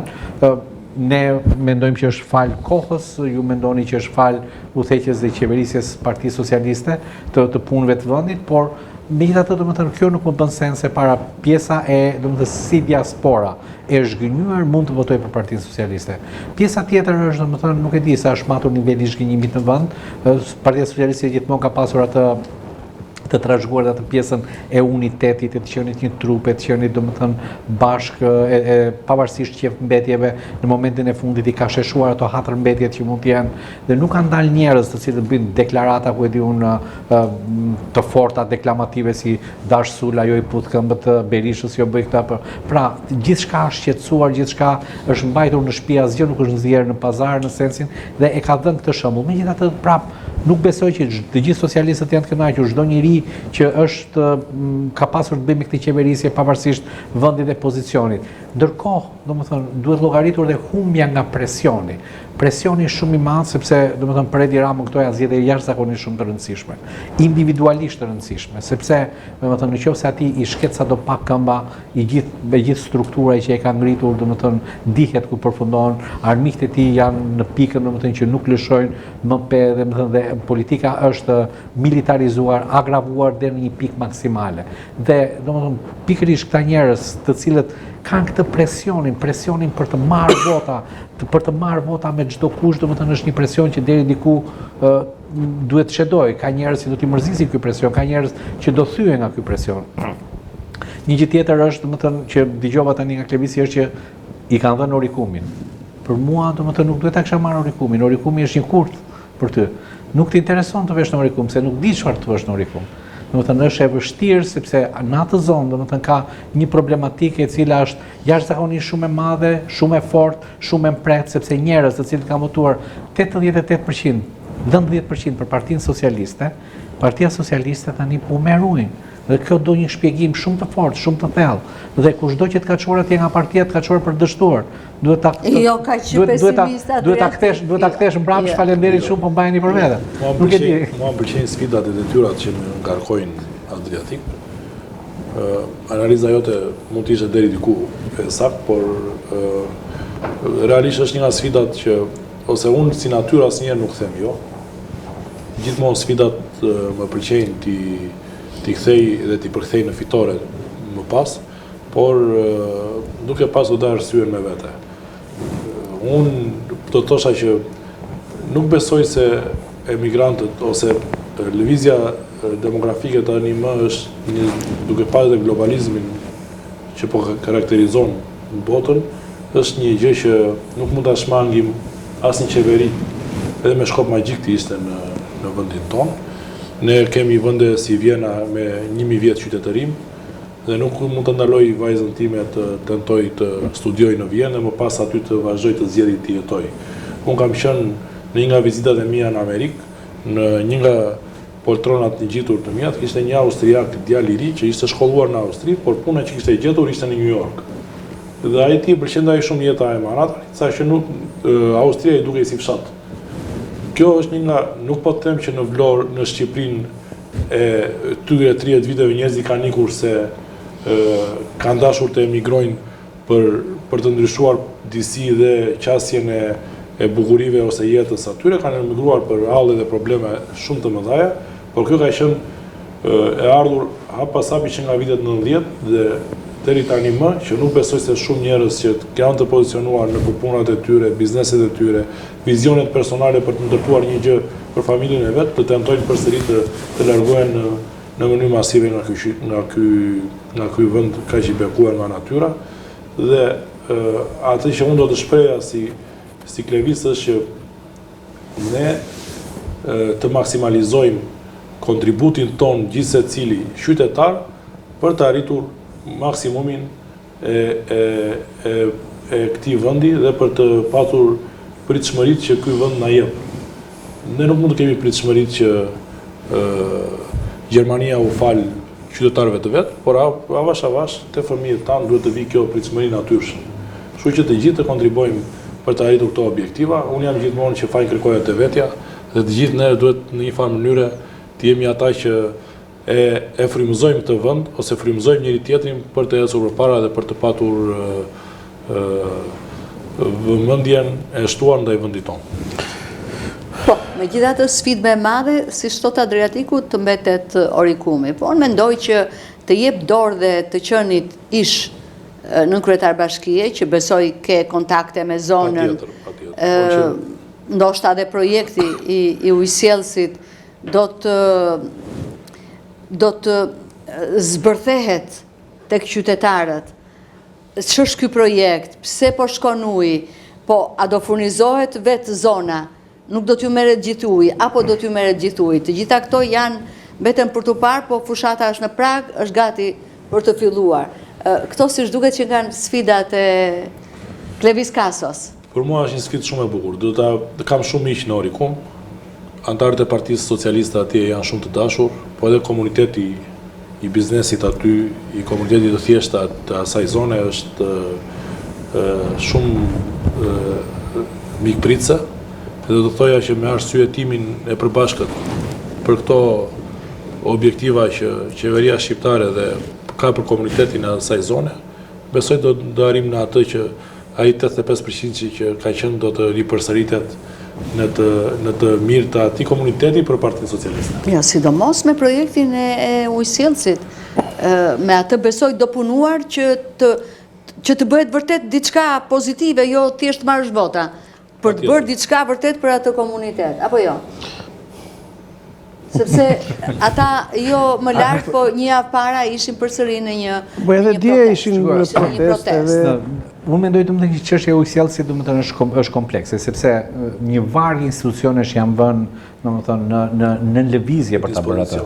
Atëherë nisi nga projekti ujësjellësit, i cili mori fillimisht miratimin e prefekturës, mbas miratimin nga prefektura që është një miratim që jam dakord që ky burim ujor të shfrytëzohet, morën leje shfrytëzimi, u bën studimet, vajti projekti në bashki, u miratua nga bashkia, pastaj në të gjitha etapat e tjera. Po dhe kryeministri ka folur për atë projekt. Por pjesa e projektit, tani kemi te projekti kemi dy gjëra. Atëherë, ky projekt, domethënë, është për të furnizuar Zamir Manet apo jo?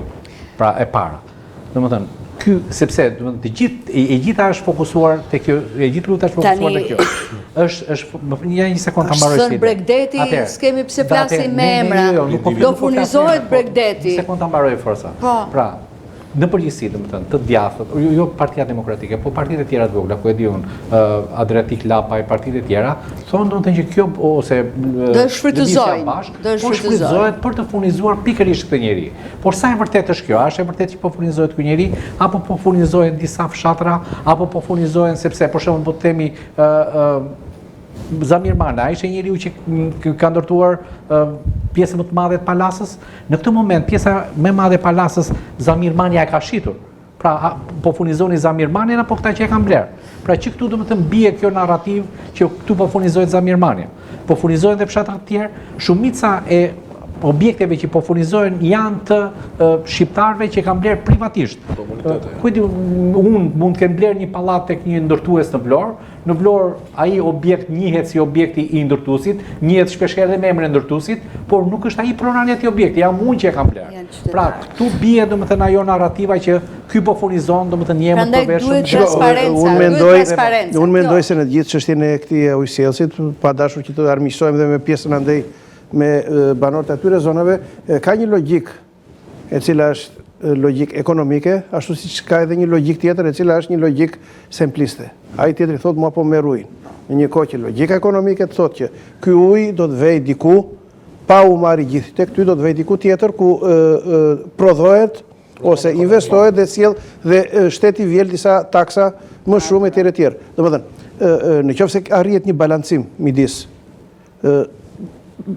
furnizimit me ujë të asaj zone aty që ata të mos ngelen dhe të dështojnë dhe Bregdetit, atëre po është më se normale që të bëhet një gjë e tillë. Unë doja t'ju bëja një pyetje. Nga këto që po dëgjoj, kuptova se ke hyrë në politik për të ngelur, Më shkëtyri nga pasionet e jetës. Apo do jesh meteor që të kthehen pak tek pyetja e Adriatikut që tha kemi parë deputetë që kanë folur, kanë bërë mandatin 4 vjeçar, ja u ulur në ulset, kanë marrë nga 5.000 euro në muaj dhe pastaj janë fshirë. Po ne këtu jemi. Jo, unë dua Uriza shumë i ri, një nga ëndrat që kisha shumë të mëdha dhe kam bërë disa kurse ndërkombëtare për të arritur ato objektiv, isha të bëhesha trajneri kombëtarës në basketboll. Pastaj ambicjet vinë duke u zhvilluar në bazë të funksioneve që ti merr. E tani më politika më është bërë një nga ato ëndrat që dua të kem derisa të kem mundësi të kontribuoj për këtë qytet, më është një nga pasionet personale që kam, por nuk e kam të pasion personal për të shprehur ekon e një njeriu që për pasionin sakrifikon gjithçka, patjetër që unë këtë pasion dua ta kthej në atë që thash pak më parë, në një satisfaksion për atë që unë mund të kontribuoj për qytetarët dhe për qytetin e Vlorës që të gjithë e dua më shumë. Besoj që vjen nga një punë publike, nga një punë në shërbim të tjerëve dhe mendoj që është një fakt pozitiv. Të bërit punë për komunitetin, të shkosh në parlament, besoj je më i besueshëm nga një që nuk ka qenë në këto marrëdhënie. Gjithsesi ajo mbetet për të parë, po të thosha, ne këtu jemi dhe monitorojmë, sepse monitorojnë dhe deputetët, ashtu siç bëhet çdo vit që nxjerrin deputetët, që s'kan folur fare etj etj. Çdo njeri në jetën e vet e merr një notë. I nxjerrim ne si ISP ato. Jemi në fund, jemi në fund në limite. Pyetje për listën e përgjithshme, domethënë sepse unë kur pash listën u habita nga sasia e njerëzve që ishin prezent në listën e madhe, domethënë të hapur të gjitha partive, madje domethënë fillova të pyesja ore mos njihni ndonjë personazh apo dhe më rezultoi që domethënë një pjesë e konsiderueshme e listës, mos të thënë 90% e saj ishin totalisht njerëz spanjorë, qoftë në jetën publike, ndërsa një pjesë tjetër ishin të njohur. Ju si shikoni domethënë këtë listë, variacionet, njerëzit? Unë mendoj që shumë partive në politikën shqiptare u mungojnë strukturat dhe kanë atë individualizmin për të arritur pushtetin, siç janë këto partitë e krijuara rishtazi tani më që po marrin atë jeonën publicitare gjithandej. Nuk mendoj që po shpalosin në një vizion, po thonë proshkullat më të mëdha politike që mund të dëgjohen në kurriz të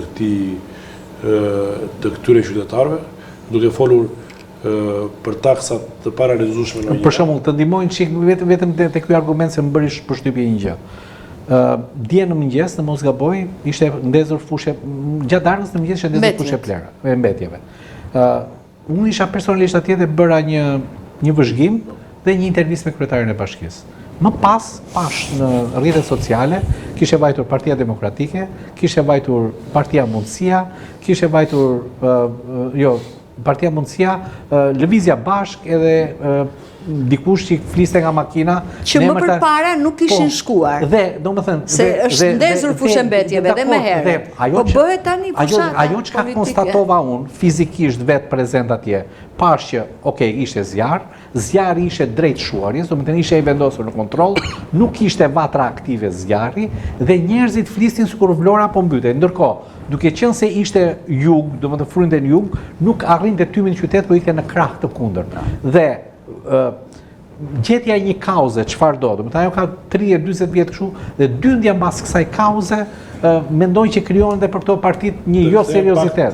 Po pra, të kthejmë pak të lista, nuk mundet që në parti pa struktura të kenë në listat e deputetëve 16 veta. Ata nuk i binë 16 antar partie. Bëjnë një propagandë për të mbushur listat me njerëz, nuk do të thosh anonim, shumë të respektuar të qytetit të Vlorës, por njerëz të gënjur nga një emër ose një vend në ato listat për të kandiduar për deputet dhe për të provuar veten dhe për të qenë aty në ato lista. Unë do të thosha që partit me vizione të mëdhaja bëjnë struktura të mëdhaja. Të rreshin drejt vetes duke frymëzuar që aty të strukturat njerëz dhe njerëz me potencial për të kontribuar në atë fitore.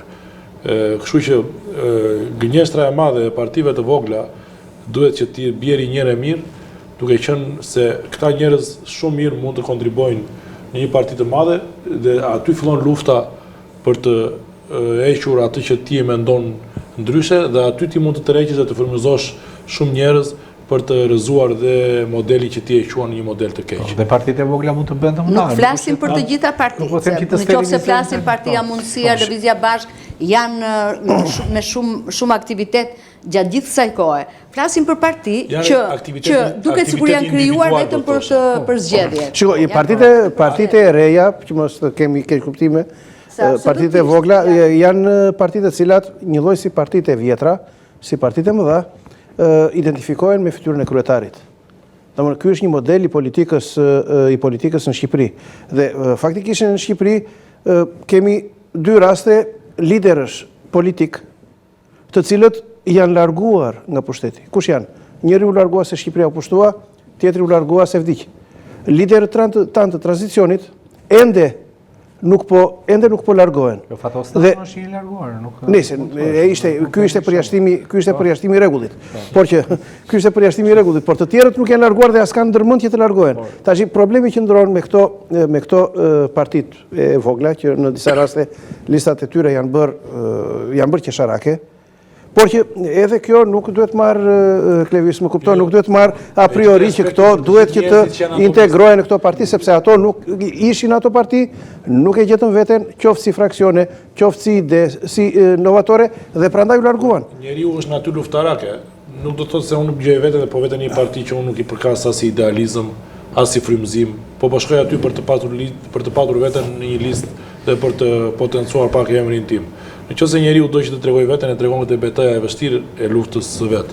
Dhe unë nuk kam asnjë gjë dhe nuk njoh asnjë nga njerëzit që janë listat e partive të vogla, por unë jam i mendimit që partitë që i bën parti individualiste, siç janë disa personazhe që bëjnë vizionin personal, sikur do ta ndryshojnë Shqipërinë në 360 gradë ose në 180 gradë, është pothuajse e pamundur që të frymëzoj njerëz. Po këtu konvergojmë, pa diskutim që këtu konvergojmë. Edhe ka dhe njerëz që frymëzojnë edhe...